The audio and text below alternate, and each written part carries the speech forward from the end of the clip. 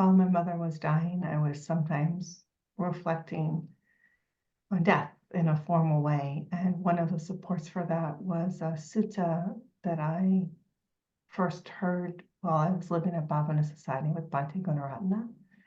And it's in the Bhavana Vandana, the book of recitations at Bhavana Society. I'll offer it now.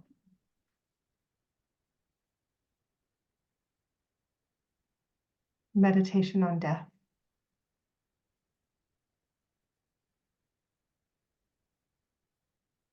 Like a flame blown out by the wind, this life continuum goes to destruction.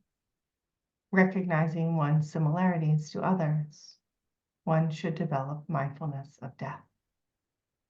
Just as people who have achieved great success in the world have died, so too I must certainly die. Death is harassing me.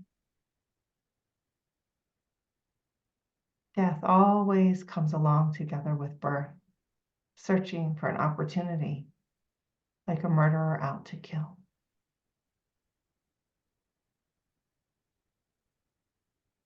Not the least bit stoppable, always going forward. Life rushes toward its end, like the rising sun to its setting. Like lightning, a bubble, dewdrops, or a line drawn in the water. Life cannot last. Death is like a murder after its foe, completely unrestrainable. Death slays those great in glory, in strength, merit, powers, and wisdom, and even the two kinds of conquerors.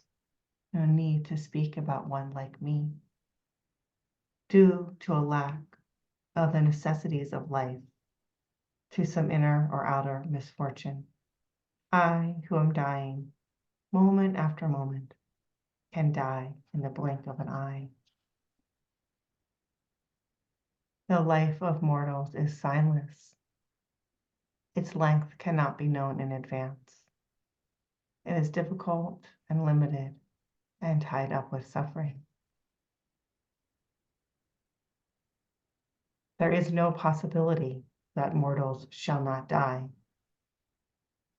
Having reached old age, they die. Such is the nature of living beings.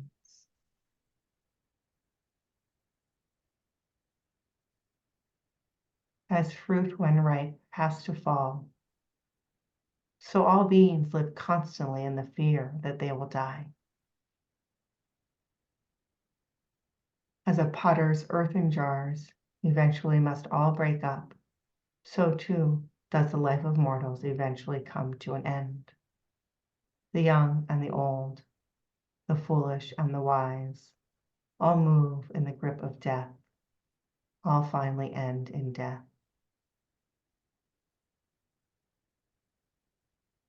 Impermanent are all conditioned things, affected by rising and falling away. Having arisen, they then must cease. Blissful is it when they subside.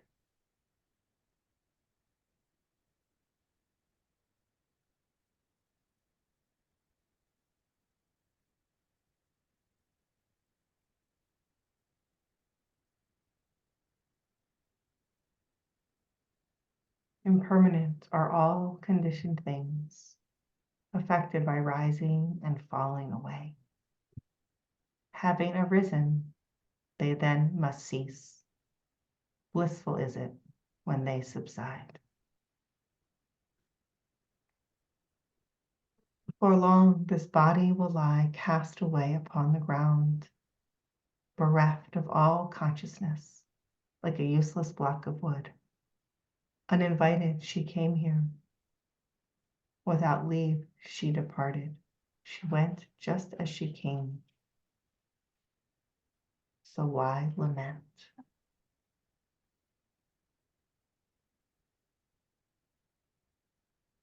Like gigantic boulders, mountains reaching to the sky, moving in from all sides, crushing all in the four directions.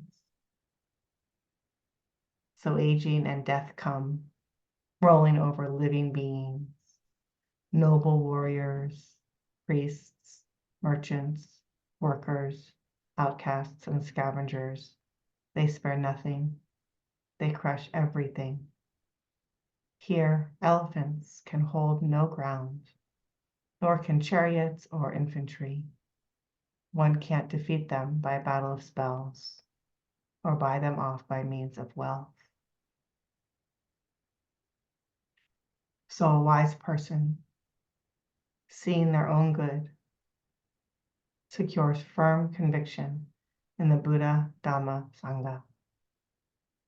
They who practice the Dhamma in thought, word, and deed receive praise here on earth, and after death rejoice in heaven.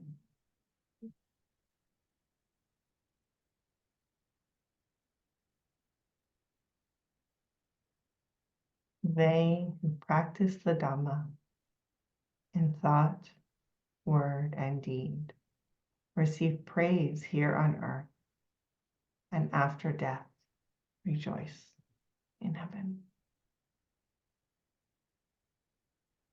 Like I said, I was first exposed to this at Bhavana Society with Bhante Gunaratna, and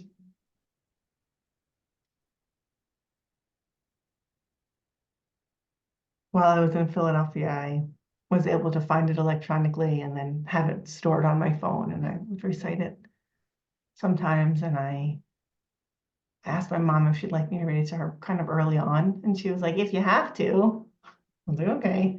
So I didn't offer it to her, but it supported me.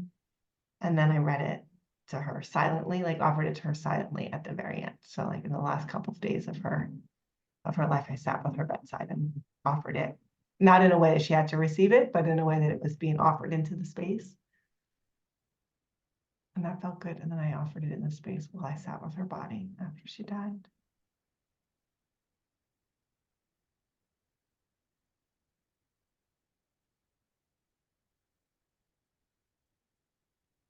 It was really powerful to be with her. I mean, the whole time, but particularly at the end, the last few times I saw her, she wasn't able to communicate anymore. She wasn't unconscious, but things weren't working anymore. Like there was a shift in the brain as if she had had a brain injury, although she didn't have a brain injury, but the doctors said that was a common thing that occurs. I've seen it with many terminally ill patients with all kinds of diagnoses, so that's a common last stage thing. I guess like it's the muscle of the brain shutting down or something like that. And so being with her,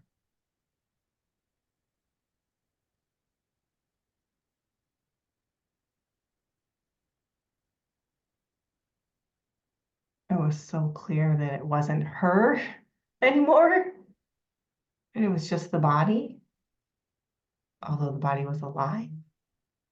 Our last exchange, I came into the room and she like had to work so hard to aspirate enough to say hi to me. And so like that sound came out of her mouth, very rough and gravelly, but clear.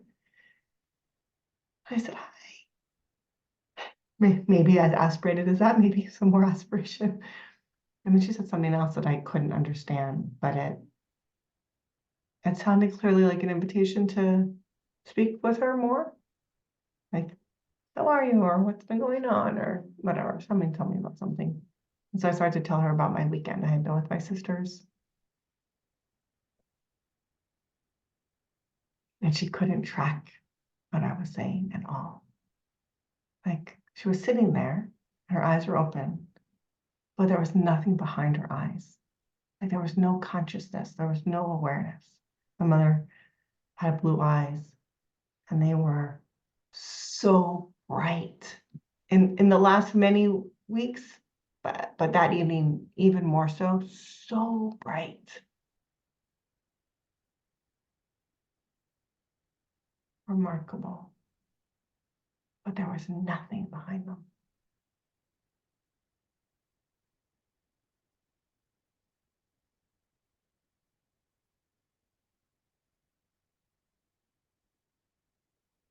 And when I sat with her after she had passed, when she was no longer alive, and I sat with the body, part of this refrain was really with me. And before long, paraphrasing a little bit, but before long, this body will lie cast upon the ground like a useless block of wood. Right? To sit with her body, my mother's body, with those phrases in mind, and to see that this body, like, it's not her, right? It's her body, but she's not there anymore. I'm like, can I remember that about this body? As it continues its process. Like, this is not me. Right? I am the 5 skandhas. I am form, There's an amalgamation that is a process that I call Augusta Hopkins, that is the 5 skandhas of form, feeling, beta and right, pleasant, unpleasant, neutral, perception, mental formation, and consciousness. Like, oh, that's at play. I remember having the opportunity to share with you when it came out of the March month-long 2 years ago, the teaching of the Buddha that I had received from Anushka Fernandopoulos with the metaphor for those 5 skandhas and how powerful that had been for me, and the body like foam, like sea foam. Just there's nothing here. There's no substance. It looks so solid. I actually had the chance to walk at the ocean at the Pacific the other day, and there's lots of foam. So it's like stepping it, like, yep, nothing here, nothing here. Right? The body is like sea foam. Ah. And Vedana. It's like you have a puddle and a drop of water goes into the puddle, right? There's this huge experience, this huge splash, and then nothing. Nothing. It just gets still again instantly. That's how these feeling tones are. But they're so strong, they're so powerful. And then perception. Perception is like a mirage. See this thing up ahead that looks like water, but it's just because of the way the light is hitting the surface. There's nothing there. And one of the ways I've had the opportunity to play with that is if I see a physical street sign or a road sign ahead, to notice that I don't know what it says yet, and my mind fills in or makes up a story about it. Or even if I'm out without my glasses on or without my contacts in, like I can think that something is a person or some other thing, and that it's not at all. And it's like, oh, right, perception. And then mental formations is like in the Buddhist time, you spoke about it as being like a banana tree. It's completely hollow. It's just layers. Or someone said it's like an onion or like an artichoke. Like it's just layers. And banana trees produce a lot of bananas out of that absence of substance. So I think of it also as like super prolific. Fireworks come to my mind also often, but I don't think that's what the Buddha said. But it's like, right, it's like this big thing, but there's nothing there. And then consciousness, the magic show of consciousness, of seeing, hearing, tasting, touching, smelling, eye, ear, nose, tongue, body, mind, consciousness, like just going so fast. It's like a magic show. And then these all come together, and we think that there's this thing, this Kathy Hopkins. And there is. But it's tied up in suffering and completely impermanent and completely impersonal.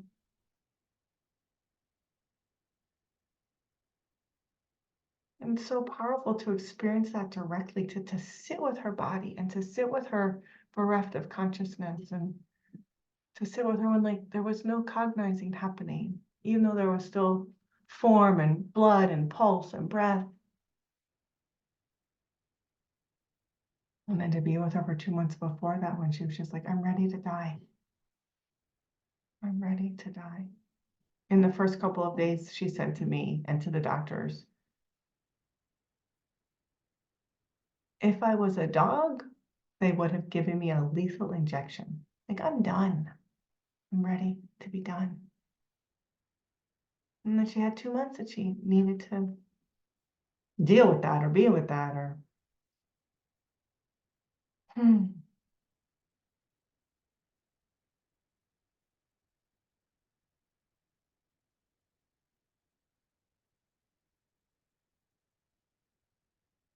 at first I was really able to just be present to her and for myself, and the gift to be coming into this after or from retreat, with 2 weeks of practice, specifically in the teachings of Sadha Tejaniya, so very open awareness practice, just tuning into, as I've been teaching, my relationship to the moment and experience and practicing with that, not with a concrete object that I would return to, but just an openness of what's here, how am I, what's going on.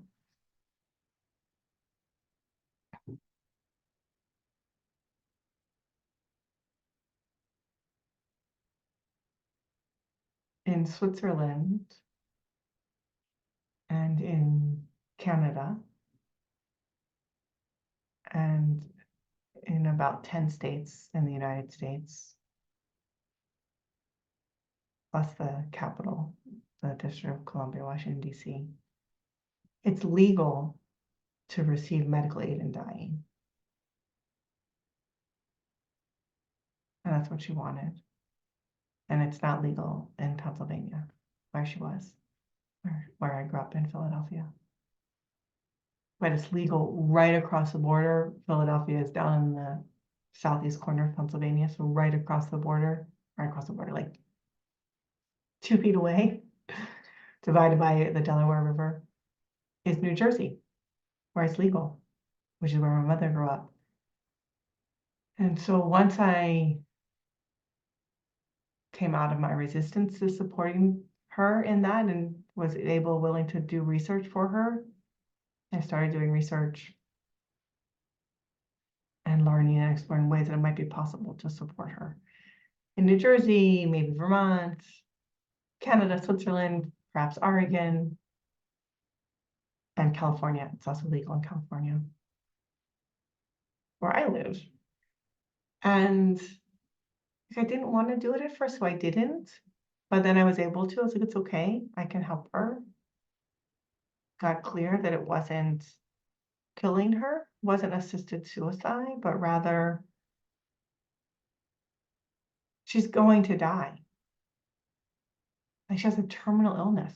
It's coming. It's short, soon. It was a matter of her being able to be an agency about when and how.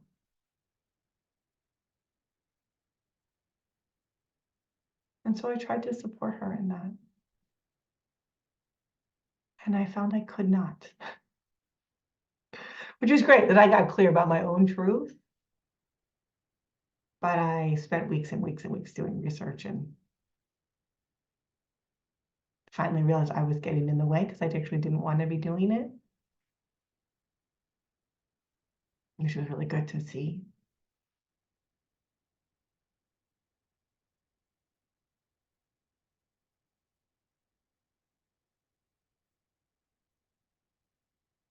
Our last conversation, my mom said to me, she said, I'm afraid we're going to get to California and you're not going to be able to do it there either. And I'm like, yeah, you're probably right. You're probably right. And that was when she still had full consciousness. And then when I saw her, I guess it was 3 days later, that was Friday. I did not see her on Saturday or Sunday. So when I saw her on Monday, she was just gone. That was that high experience that I just described. So I do believe that in a way, when I was finally able to be clear, when she and I both got to that place of clarity that, right, I am not going to help her with medical aid in dying. Sorry, I wanted to do what you wanted. I love you. And that I can't do that. Like, that doesn't work for me. Something shifted in her and she was able to let go and she was able to die. I'm sure there are other causes and conditions at play, but it really supports the value of trust in our own inner guidance, trusting our own inner wisdom and accessing that and leading from that place. respecting and listening to what other people are asking or seeming to need, but stopping and resting and tuning in, right? Being present with ourselves in the moment, not just present with another or for another, but present with ourselves and for ourselves.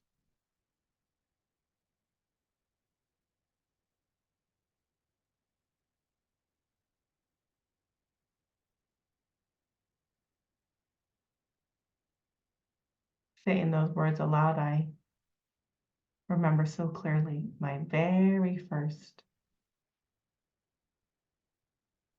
meditation retreat. The first time I actually practiced Buddhism. And I had studied it. I studied in Korea and Japan, and I had been to Spirit Rock and the Zen Center in San Francisco.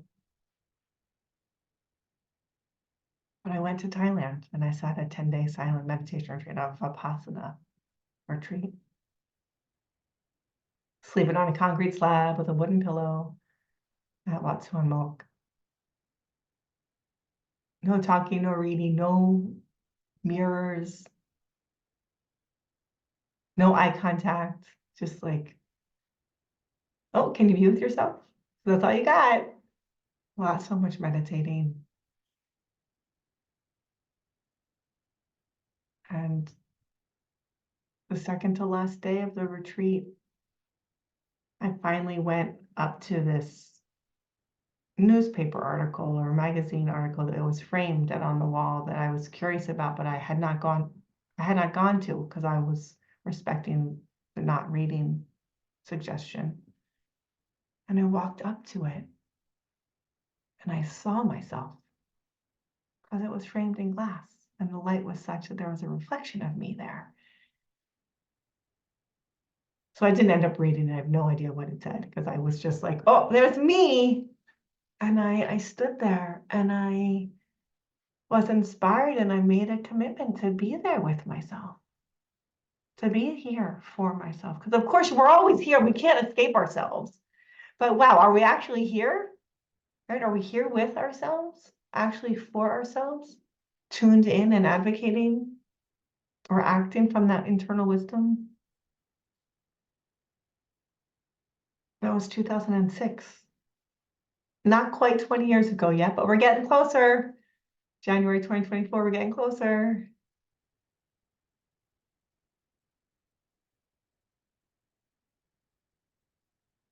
And that continues to be my aspiration. And I fall out of it. I forget because I'm human and that's fine. But yeah, that gift of actually tending to ourselves, listening in, and acting from that wisdom. And that's what I wish for myself and for you.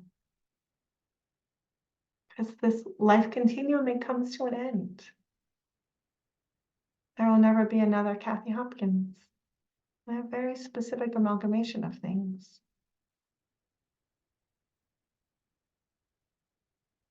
And there'll never be another you or another me.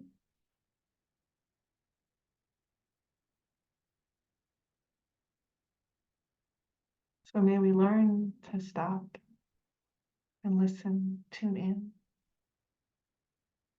tend to ourselves, be with ourselves, care for ourselves, and be guided from that internal wisdom. Let's sit for a minute or 5.